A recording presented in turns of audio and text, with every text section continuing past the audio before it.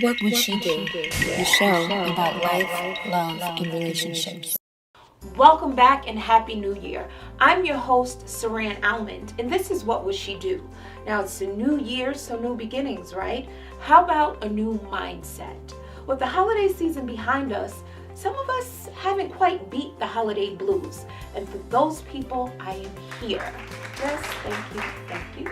I'll offer some guidance, well, a little from me, but mostly from a professional. She's going to give you tips to help you cope with loneliness, illness, grief, and family issues. Yes, she is that good. Her name is Shelton Davis of the Sanctuary Counseling Group here in Charlotte, North Carolina. Now, she's going to offer some tips to help you navigate those emotions and hopefully lift your spirits. We're going to start this series off with loneliness.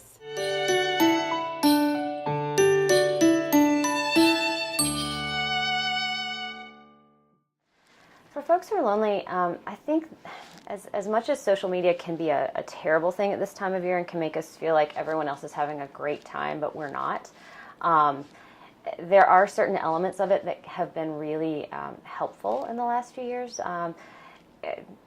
Apps like Meetup have made for some pretty interesting events. Also reaching out to old friends and to looking to some of those folks that have fallen by the wayside in the busyness of life. It isn't, of course, going to necessarily make loneliness go away, but it certainly helps along the way. Another great way to battle that is to volunteer in some way, shape, or form.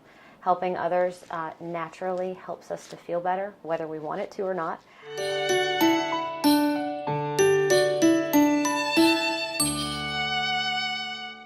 When you have folks that are celebrating from afar, either they are in the military, if you've got a family member who's in the military, or if they are just celebrating because they have moved someplace new and their family is across the country.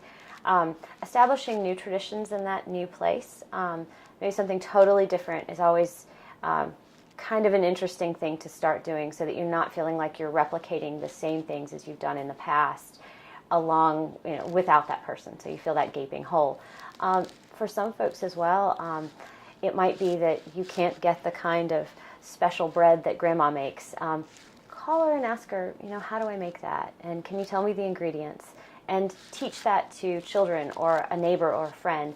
Maybe have a gathering centered around doing something that is traditional in your family that's not traditional in the place where you're living. That can bring a little piece of home to wherever you are.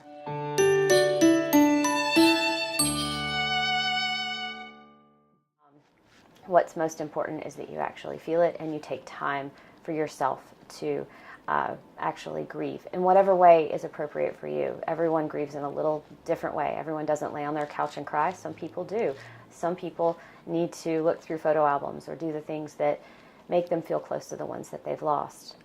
So first, grief. Second, remember that everything isn't probably going to get done as it usually is. Third, I think it's really important for people to make a concerted effort to remember, making sure that a candle is lit at a certain celebration and maybe that person's picture is put beside it. Maybe it's making a favorite dish, but it's those things, and it might even be contributing to a certain charity that person that you love who's passed away has really felt a certain affinity for, that can help us to honor those people who aren't with us anymore. Now, it's one thing to hear from an expert, but what a way to drive home expert advice than to hear from people who've experienced it, just like us. So we're going to check out some street interviews and hear from some people who shared how they found closure after grief and or loss. So how do you find closure through grief and or loss? Time heals all wounds, I guess. I suppose. I mean, it just, I don't know. Basically, I put myself in a little cocoon, surround myself with myself and things that I want to be enjoying myself with, and I just grieve personally for a while, and then hang out with people and try to talk it out, I suppose. I tend to be extremely realistic with myself, and everybody acknowledges grief, everybody acknowledges pain, and that's a natural human deal. But I work very hard to not stay in that space because, one, you can't change it. It's already happened. So you deal with it, you acknowledge it, you understand the hurt from it, and then you learn some positive lessons from it. You take those positives and then you move forward with that. To me, that's the quickest way to get over it. Talking to the people that already care about you, the ones that you already know want to talk to you. You talk to them. Very nice. Yeah, I would say I would agree with that. Finding your support system and using them to support yourself and finding your own happiness. I guess just coming to acceptance of it. If you dwell on it, it just makes it worse. So I think accepting it kind of helps you to heal. What I find through loss and grief, I actually love whatever event or people that are connected to that, and I try and focus on that and realize that they were there for that time period, and that benefited me in terms of growth. Many of us are dealing with some heavy issues, illness being one of them. I strongly believe how you think affects the way you feel. If you're down about your health, here's some tips on self-care.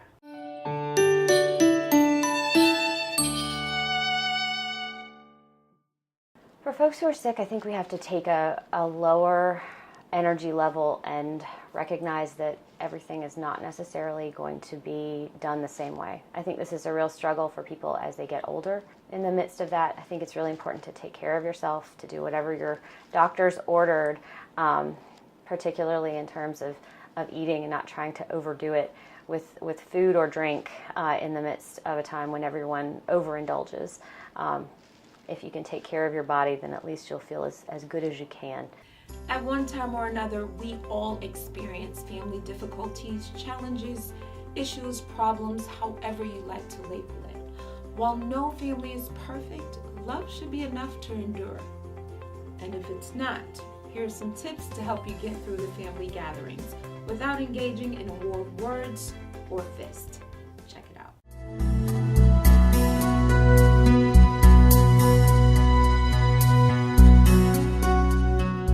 Any family relationship that's even slightly strained is, of course, going to be intensified by the pressure of being together, often in smaller spaces with lots of people. When we're all feeling a little bit more tense about how these relationships go, we want them to be perfect, and they're never going to be perfect. I would encourage folks to just lower their expectations. Think back. What have we expected in the past? What have we experienced in the past? And if we've experienced things that were really negative, it's very realistic to go, okay, that could happen again, but I'm going to go in to this particular party or group gathering of sound mind. Take some deep breaths in your car before you go in and go, okay, I'm not going to let Uncle Artie make me feel bad about having lost a job or gained weight. I'm just going to say, Uncle Artie, hope you're well, and move on to talking to somebody who might be a little bit more positive. But lowering your expectations about some of those events really can help to change things, because then if anything is better, then it's just a little icing on the cake.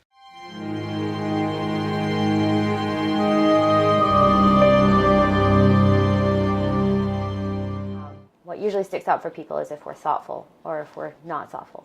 And we can be thoughtful without spending a great deal of money. Hopefully you didn't break the bank, but if you did, at this point, it is what it is. So what can you do now?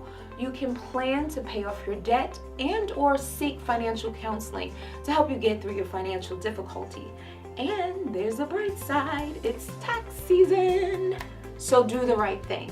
And know whether you're dealing with financial difficulties, loneliness, family problems, or grief and loss, you are not alone.